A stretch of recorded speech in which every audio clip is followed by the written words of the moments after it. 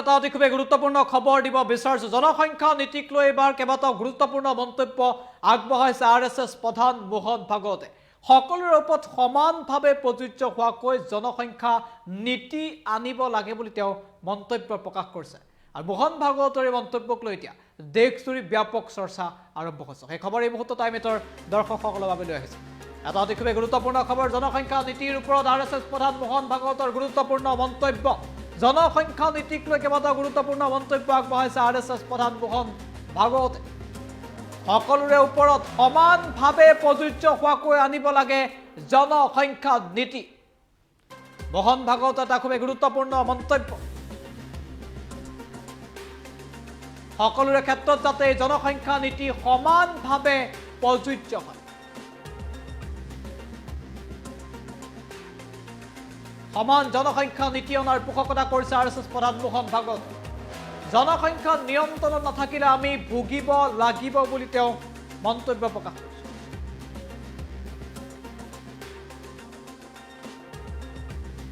সমগ্ৰ বিষয় চিন্তা চৰ্চা কৰাৰ পাছত এখন নীতি তৈয়াৰ কৰিব লাগে।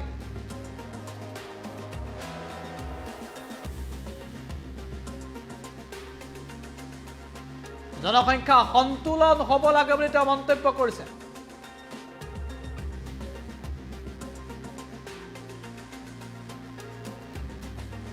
জনসংখ্যা সন্তুলন হ'ব লাগে বুলি তেওঁ প্ৰকাশ কৰিছে। জনসংখ্যা নীতিৰ ওপৰত আৰএছএছ প্ৰধান মোহন ভাগৱতৰ গুৰুত্বপূৰ্ণ মন্তব্য।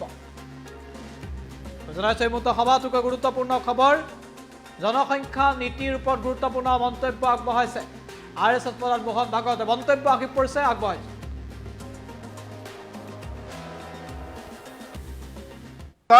उतना बहुत ज्यादा, इतनी बड़ी जनसंख्या है, पहले उसको कम करो नहीं तो कुछ नहीं होगा। यह वाक्य पूर्ण सत्य नहीं है। ये बात सही है, जनसंख्या जितनी ज्यादा उतना बहुत ज्यादा, लेकिन यही एक बात नहीं है, क्योंकि जनसंख्या जैसे एक बोझ के रूप में देखी जा सकती है, वैसे जनसंख्या का ठीक से उपयोग किया तो एक साधन बनता है, एसेट बनता है। आज अपनी इतनी ज्यादा जनसंख्या है तो जैसे उसका वर्णन बोझ के रूप में हो सकता है, वैसे हम ये भी कह सकते हैं कि हम आज डेमोग्राफिक डिविडेंड की स्थिति में है। 57 करोड़ युवाओं की संख्या किसी दुनिया के देश में नहीं है। चीन हमारा पड़ोसी बूढ़ा हो चुका है, हम जवान रहने वाले 30 साल तक।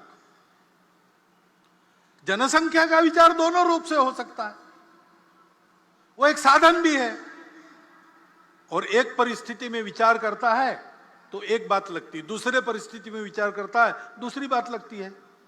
चीन की इतनी ज्यादा जनसंख्या थी, उनको बोझ लगने लगा, उन्होंने एक परिवार में एक संतान और बाद में नहीं संतान, ऐसी नीति अपनाई। बड़े कड़े प्रयास से उन्होंने उसको लागू किया। हुकुमशाह है, वहां डिक्टेटरशिप है, यशस्वी हो गए। लेकिन फिर उनके ध्यान में आ गया अब सब बूढ़े ही बूढ़े हैं, काम करने के लिए जवान कहां से आएंगे, तो अब उन्होंने 2 संतति को प्रोत्साहन देना शुरू कर दिया। हमारे यहां क्या है, हमको भी विचार करना पड़ेगा। हमारा देश 50 वर्षों के बाद कितने लोगों को खिला सकता है? उस समय समाज में काम करने वालों की कितनी संख्या चाहिए? काम न कर सकने वाले उस समय कितने रहेंगे? आज के 57% युवा 50 साल के बाद काम करने की स्थिति में रहेंगे क्या? अपने देश का पर्यावरण कितने लोगों को खिला सकता है, कितने लोगों को झेल सकता है? इतने लोगों के शिक्षा की, स्वास्थ्य की क्या व्यवस्था हम कर सकेंगे? इतने लोग काम करेंगे, रहेंगे भी, क्या क्या करना पड़ेगा? और केवल देश का प्रश्न नहीं है, जन्मदात्री तो माता होती है, वो हमारी मातृशक्ति का सशक्तिकरण हमने कितना किया है, उनका स्वास्थ्य कैसा है, उनको उनकी इच्छा क्या है, उनकी आवश्यकता क्या है, परिवार की भी आवश्यकता होती है, परिवार का भी विचार क्या है। ये एक समग्र विचार करके एक नीति बनानी पड़ती है।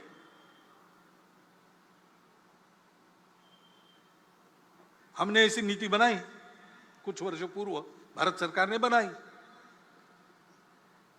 और 1 ऐसा एवरेज संतान, हमने उसको इतनी अच्छी तरह लागू किया, दुनिया को भी ये उम्मीद नहीं थी, वो आश्चर्य कर रही है।